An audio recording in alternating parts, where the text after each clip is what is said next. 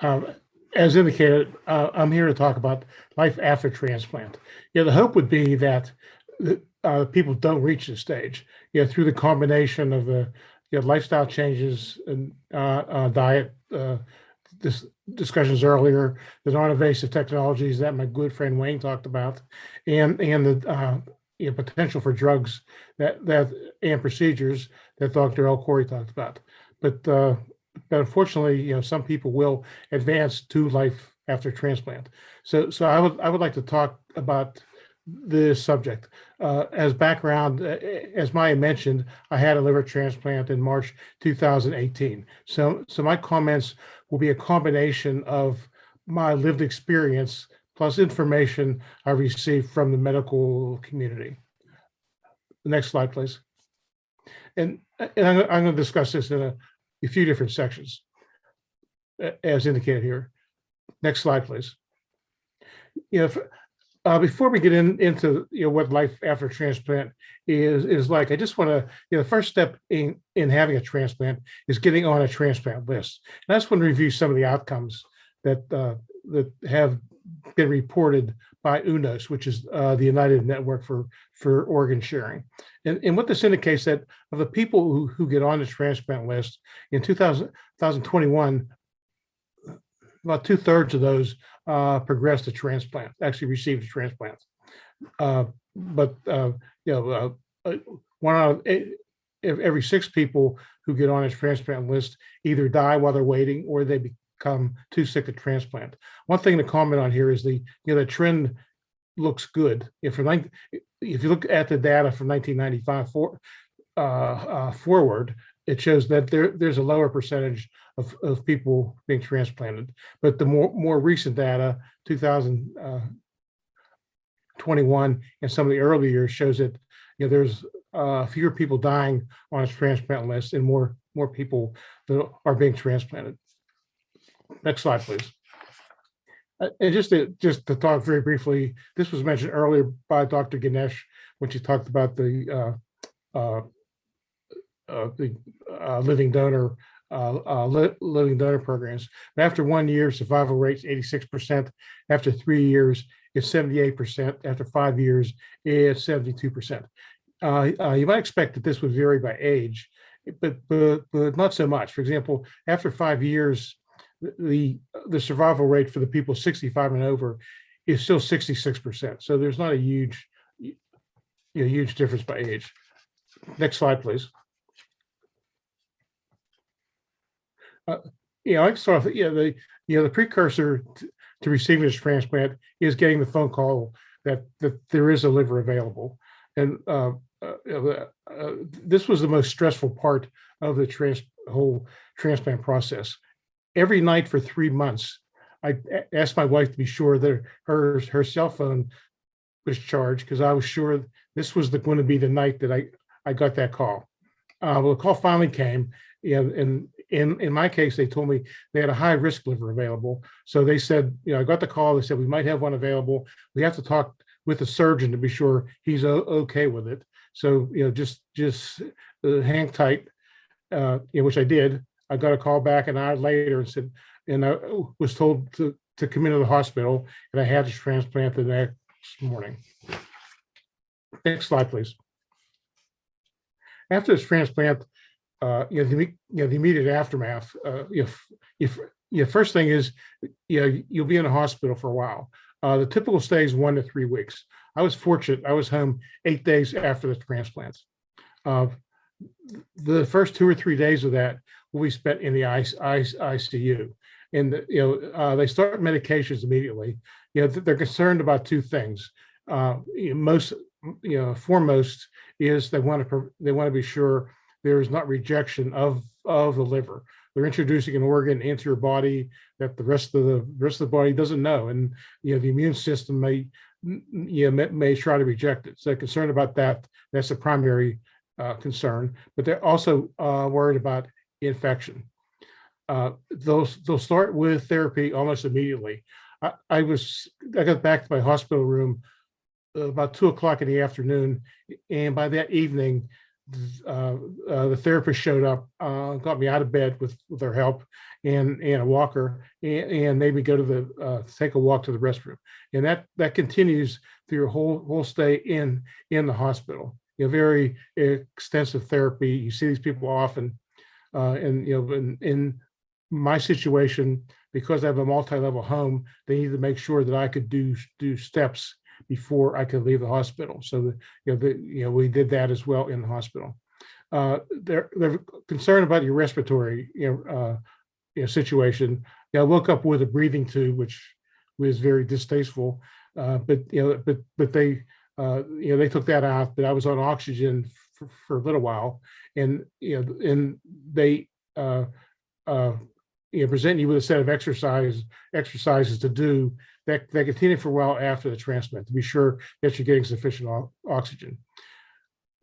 Sleeping is difficult, during hospital stay. Sleeping in hospital is always hard because all the noises and so forth. But what complicates this this situation is I had 40 staples in my abdomen, and the drugs, the medications were also interfering with my sleep. Also, there was swelling in my legs and feet. In fact, when I left the hospital, I had a lot of difficulty getting my shoes on that I walked to the hospital with.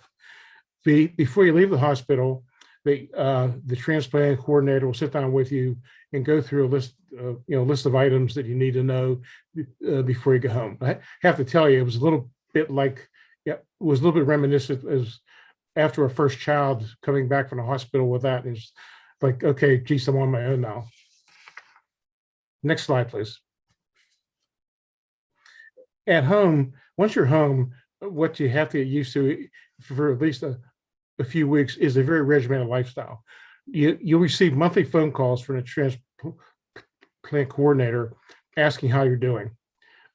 You'll have to record all your fluid intakes and outtakes. They want to be sure that you're not retaining fluids. There are 2 times a week you'll do blood work. For the first 5 or 6 weeks, the visiting nurse came and took my blood, and the purpose of that was that the blood work will indicate early signs of rejection, and that's a primary concern.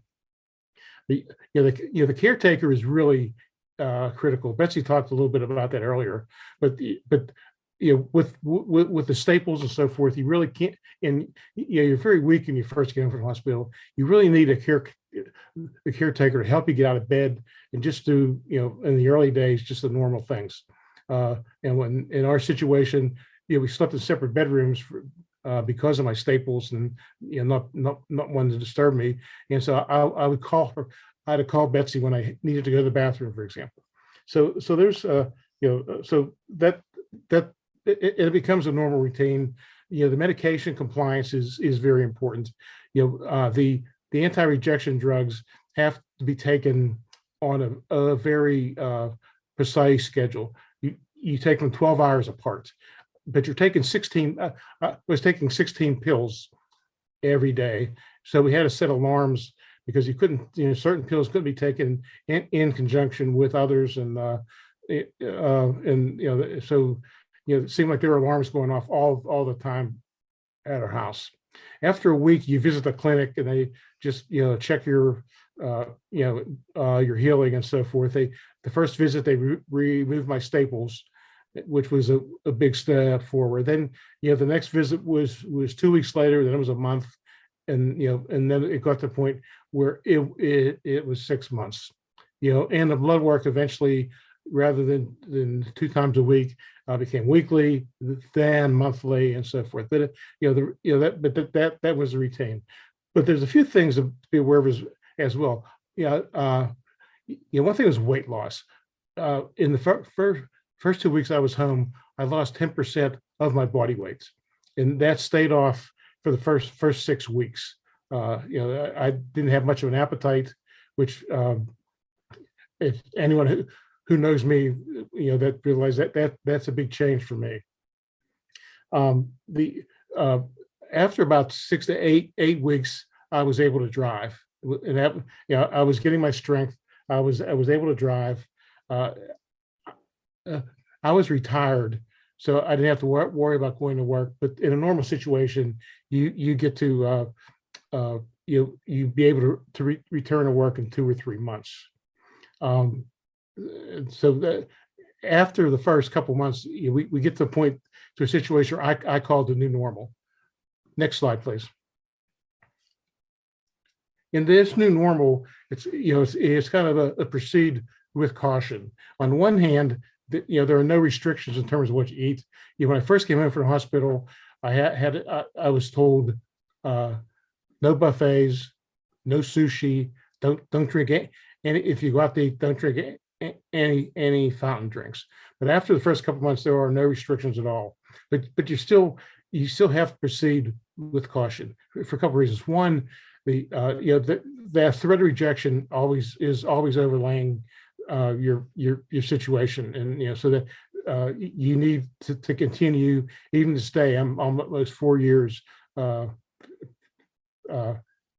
transplant, and I'm still doing blood work monthly to check on the possibility of rejection, and they'll continue to fiddle with your medications. I mean, as recently as a couple months ago, they changed my dosage, and so it's a kind of an ongoing situation. The other thing that you'll find is that there is weight gain once you're back to this new normal. I just saw a study the other day that said within 3 years, the typical patient will gain about 20 pounds after transplant. The important thing is just you can't fall back into your old habits. There's a non-alcoholic fatty liver disease can reoccur. In fact, there's a recent study that showed that after 5 years, about 25% of the patients have non-alcoholic fatty liver again, and after 10 years, about 1/3 do. So it's something. While life is kind of back to normal, it's not quite. You really have to watch. The last thing that I'll mention regarding the new normal is that these medications have side effects. The transplant is not a get out of jail free card. In my situation, I was a diabetic who had never taken insulin, but I take insulin now. I never had any kidney issues, but the medications affected my kidneys to the point where I've lost half my kidney function. So it's really important to continue to monitor the disease and really need to be cautious of what's going on. Next slide, please. The last thing that I want to talk about, and one of the underlying themes that